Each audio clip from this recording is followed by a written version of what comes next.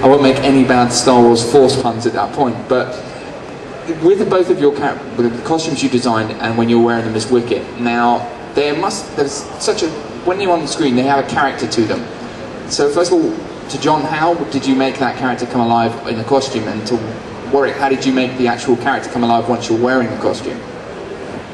Well, we had a lot of stuff from the States originally with Ralph McQuarrie's drawings, and after that it was really a question of doing sketches to elaborate on them, to actually work out how to turn them into three-dimensional costumes. And then the actors, the artists all came in for fittings, and it's at the fitting stage really that you fiddle around with it and alter it to their particular character, and that's what really makes the characters. I mean, for me as an actor, I mean, you have to really build the foundation of the character in your mind.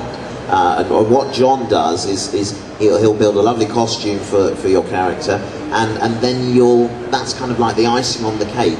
But the character has to come from within you. You know, I've worn some wonderful costumes throughout the years, but if the performance and the character isn't there in your heart, the costume, it just doesn't come alive. It can look great, it looks just like a nice piece of art at that point, instead of a fully formed character. So it's very important that all the elements come together. You know, I work very closely with costume people, with makeup artists. Sometimes some of the characters that I play have, you know, very extensive prosthetic makeup, so I'll work very closely with them. And it's all about bringing all of these elements together, which really does, you know, bring a character to life. And you mentioned some of the other characters you've done. You've done Willow, you're now in the Harry Potter films, so you've worked a lot, particularly with characters where you've had to create around a costume and a makeup effect. What was it like? What's it like for you when you have to do that? I mean, I just love to create characters. I mean, it's really great fun. For example, Professor Flitwick in Harry Potter, and that was a great honour for me, because I was aware that, you know, millions of people around the world had read the books, and then I was being charged with the task of, you know, bringing Professor Flitwick to the screen. Myself, in conjunction with Nick Dudman from the creature effects department at Leaves, and he was designing the makeup and how the character was going to look. And then we had the wonderful costume people again, who were coming up with these lovely wizard robes. And these things are great because they're made for you. They're custom made. Everything from the robes to the shoes, everything is made just for you and just for that character. So when you step into these clothes, you feel like the character. It just adds so much more to it. And they're all distressed, so the clothes look old, and that's an art in itself, is actually distressing the clothes so they look lived in. So I have all of these elements that make me look fantastic, but then of course I've got to come up with the character. And in doing that, for example, in Harry Potter, I had the literature to look to, so there were various descriptions of Flitwick in there. You know, he was a gnome-like wizard, and you know, being a professor, I would imagine he'd be very clever, and he'd also want to sort of share the information, share his knowledge, so he'd end up speaking quite quickly and stuttering a little, and this is really all the things that I have in my mind. And then once you have a voice, you kind of put all the elements together and you have the character. And for you as well, you also, not many people, a few people probably know, but you did Reaper-Cheap it, didn't you, in the original BBC Narnia? I did indeed, yes. And then years later you're now back doing the new Narnia films. What's it like to actually go back and revisit something that you made your own? Because I mean, Reaper-Cheap's one of the things that I remember about the Narnia BBC series, and then you're going back and you're doing a different part, but you're watching someone else recreate the one that you did. Well, yeah, in the new Narnia movie, Prince Caspian, that comes out in June over here, I play Knickerbrick, who is the black-bearded dwarf, and I had scenes opposite Reaper-Cheap, but now in the new version, obviously, we've got computer-generated technology, and Reaper-Cheap is a CGI character, voiced by Eddie Izzard.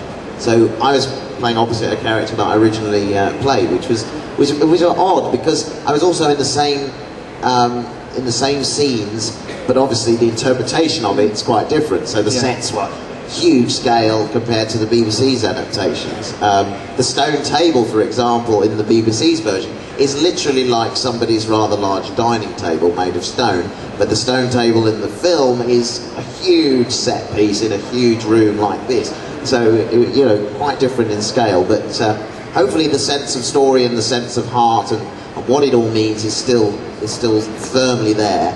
And I'm very much looking forward to that movie. I've seen a few clips now, and really excited about it. Really excited about the way that I look in the movie, because again, very extensive makeup, 3.5 hours in the makeup chair by the Oscar-winning Howard Berger, who did the makeup, and I look like a little old man. It's just fantastic, and really I owe it to people like John and the makeup artists I work with to be able to continue working, because you know I'm a fairly handsome looking chap, and I don't suit every role, so I need 3 hours worth of makeup to transform me into these characters, and without the people that do that, I wouldn't be able to do the variety of work that I do. So hats off to them. Definitely. And John, you actually got plaudits for the work on Star Wars in the form of 2 Academy Awards, as well as all the fan adoration you've had. Once you've done that, once you got those Academy Awards, you worked on Alien as well. Did you find any extra pressure then on your work because you'd won these kind of highly regarded plaudits for it? Not really. I think the main advantage of getting the Oscar was having made a lot of commercials with Ridley Scott even before Star Wars. He never thought of employing me on a film until I won the Oscar for Star Wars, and he immediately rang up and asked me to do Alien.